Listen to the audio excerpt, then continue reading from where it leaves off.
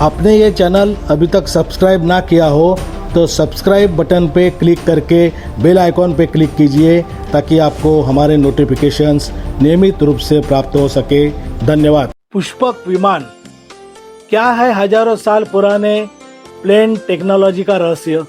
साथियों, रामायण महाभारत की कथाओं में कई जगह पुष्पक विमान का जिक्र पढ़ने में आया है, जिससे प्रभावित होके पुष्पक विमान के छवि को लेके इसकी जानकारी प्राप्त करने की जिज्ञासा दिल में पैदा होती है। आपके दिल के इस बात को जानकर हम आज पुष्पक विमान के निर्माण का रहस्य तथा इतिहास से आपको परिचित कराने का प्रयास करेंगे। रामायण में रावण द्वारा पुष्पक विमान के इतिहास का जिक्र कई जगह मिलता है। इसी विमान के जरिए रावण ने माता सीता का अपहरण किया था और इसी विमान से रावण वध के बाद प्रभु श्री राम माता सीता और लक्ष्मण के साथ अयोध्या लौटे थे। ये इतिहास है। वाल्मीकि रामायण में इस बात का वर्णन मिलता है कि पंचवटी आश्रम में माता सीता का हरण करने के बाद रावण पुष्पक विमान से लंका की ओर उड़ चला। रास्ते में जटायु ने माता सीता को बचाने की कोशिश की। जटायु ने पुष्पक विमान में सवार रावण पर हमले किए, लेकिन रावण की ताकत के आगे मजबूर वो माता सीता को बचा न सका। हवाई मार्ग से पलक झपकते ही रावण माता सीता को लेकर अपनी सोने की नगरी श्रीलंका पहुंच गया।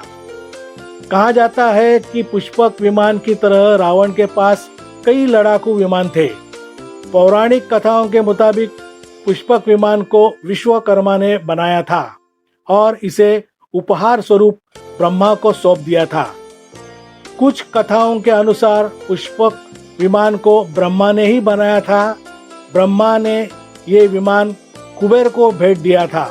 कहा जाता है कि अपने ताकत के बल पर रावण ने कुबेर से इस विमान को छीन लिया। उसके बाद रावण अपनी इच्छा अनुसार इसका उपयोग करता था। पुष्पक विमान की वजह से रावण के सैन्य में इजाफा हुआ था। पुष्पक विमान कई खूबियों से भरा एक लड़ाकू विमान था।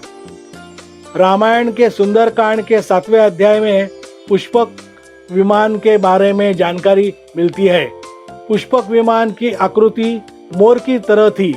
ये अग्नि और वायु ऊर्जा से उड़ान भरता था।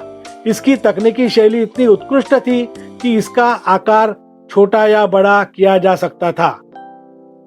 कहा जाता है कि रावण अपनी पूरी सेना को साथ लेकर इस विमान से उड़ान भर सकता था। पुष्पक विमान अपने चालक की इच्छा के अनुसार गति पकड़ता था और हवा में उड़ान भर सकता था और सोचने के अनुसार वो इच्छित जगह पहुंचा देता था। ये सारी दिशाओं में उड़ान भर सकता था। ये विमान सभी मौसम में उड़ान भरने योग्य वातानुकूलित विमान था। कहा जाता है कि इस विमान में सोने के खंभे लगे थे। इसकी सीढ़ियों पे कीमती रत्न जड़े थे। इसमें कई केबिन बने थे। विमान में नीलम से बना एक सिंहासन मौजूद था तथा बैठने के लिए कई आसन बने थे। विमान कई प्रकार के चित्रों और जालियों से सुशोभित किया था।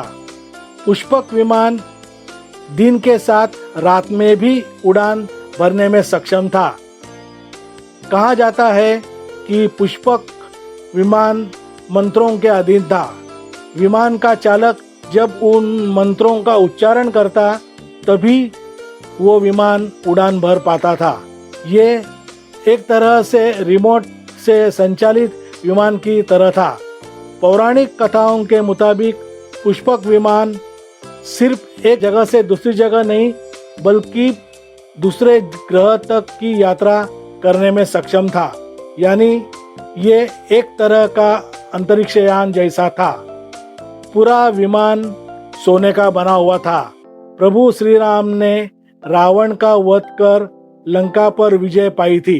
पौराणिक कथाओं के मुताबिक युद्ध के बाद भगवान श्री राम ने विमान का पूजन करके ये दिव्य विमान वापस कुबेर को सौंप दिया। कुबेर ने पुष्पक विमान को भेंट स्वरूप प्रभु श्री राम को दे दिया, जिसके बाद इस पुष्पक विमान से प्रभु श्री राम, माता सीता और लक्ष्मण अयोध्या पहुँचे। पुष्पक विमान को लेकर कई दूसरी पौराणिक कथाएं हैं, जिससे प्राचीन काल में उन्नत विमानों के बारे में पता चलता है। कहा जाता है कि 4वीं शताब्दी में महर्षि भारद्वाज ने बाकायदा वैमानिकी शास्त्र लिखी थी। इसमें अंतरिक्ष में उड़ान भरने वाला विमान बनाने की जानकारी दी गई थी। कहा जाता है कि महर्षि भारद्वाज ने जिस तरह से विमान बनाने की जानकारी दी थी, वो आज भी विमान बनाने की टेक्निक को सही दिशा देने में उपयुक्त साबित हुई है।